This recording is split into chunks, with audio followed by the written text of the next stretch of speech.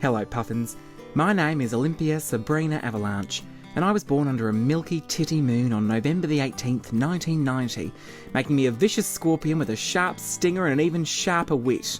I hope you appreciate the level of detail on that titty moon. Oh my god, you can already tell Art Attack did nothing for me.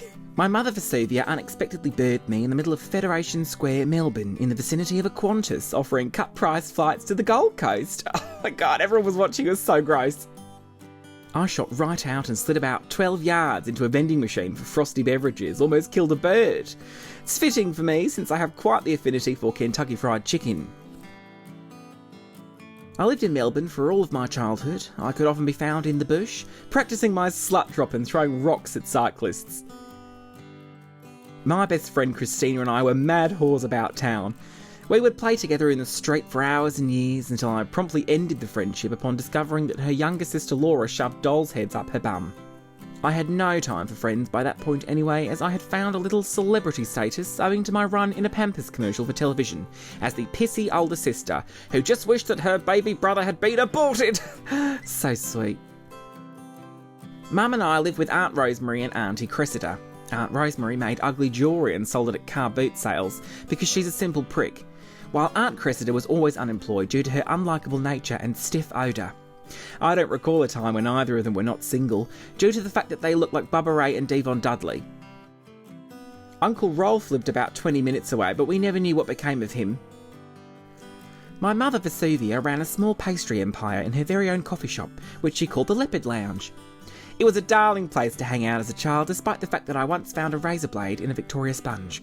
I blossomed at a very early age. In fact, I realised I had become a woomana after tripping over my cousin Ruth's fat ass as she sat under a parasol in our backyard, and did not wind myself as per usual as I fell upon the soil, but instead fell comfortably onto my pillowy, bouncy, heaving, supple breast. Cousin Ruth would later get a 12 stretch for setting fire to an ice cream van.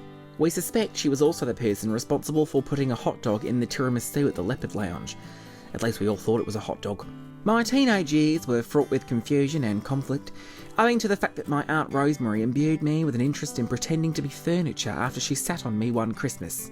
I would also go on to have a rivalry at high school with this stupid slut Jamae, who thought she was hot shit but was really cold diarrhea. My fave musical artists were Avril Lavigne, Evanescence and those cheeky fuckers Hanson. I would meet the boys further down the line at a Mexican-themed party where I promptly strumped all three of them. Avril and Amy Lee would inspire my gorgeous style of dress. I would pad out my signature look with a touch of Sabrina Spellman, Ina Garten and Amanda Knox. At 16, my mother decided to fly us all to live in southern England, even though I told her that if she went through with the plan I would kill Grandma. She did not believe me, and I vowed to henceforth only ever refer to her as Bastard Woman. And now this is a drawing of Grandma on fire. She forced her hand, and in late June of 06 we all left. That is, all of us except Aunt Cressida, because she is and was a dreadful bitch. The coastal British town of Bournemouth is a fucking dump, but I quickly decided to make a real go of making it my home, whilst also honing and refining my style of dress as a rising sex symbol for wandering businessmen. When I finished my higher education, I decided to conduct my own investigations into telepathy and psychokinesis, working at a nightclub as a high-class madam and door bitch. Okay, so seriously, I just had to pause because a fucking tarantula just walked past my leg. So fast forward 20 minutes and the setup has changed because, oh my god, seriously, it was so big. I had to, manoeuvre it outside in a lawnmower. Well, there's a lawnmower in our living room because we're storing it because we're not using it. Does anyone want a lawnmower? That's right, just baby.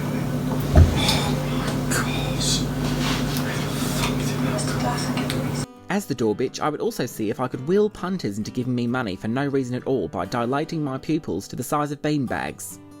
It was during my time working for this establishment that I met Nova, a colourful yet slight and waifish individual with who I very much wanted to pursue intercourse.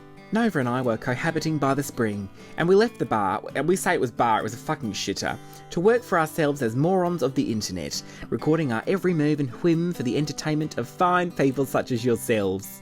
A few years into the relationship, we had a visitor in the form of Nova's German cousin Oba, who stayed with us for a spell while she learned how to speak English and not sound like such an aggressive molester. After she vanished one day, Nova informed me that she was captured and deported for drug trafficking. It wasn't until a few years later, during a Ouija board session with our dear Mungbean, Charmaine and Felicity, that we discovered that Oba was poisoned by Nova and buried behind a lidl for being, quote, fucking unbearable. We filmed that Ouija board session if you want to go back and look at it. Nova now works at her own salon and I've become a full-time lady of life, gaining the vital time it takes to realise my artistic vision in creating parodies of Scottish beauty gurus. That is, with the exception of my job at Wendigo Solutions, an IT support service with which I have offered my skills for a good few years now, and have only ever successfully sorted out maybe like one person's computer, and I'm pretty sure that was an accident.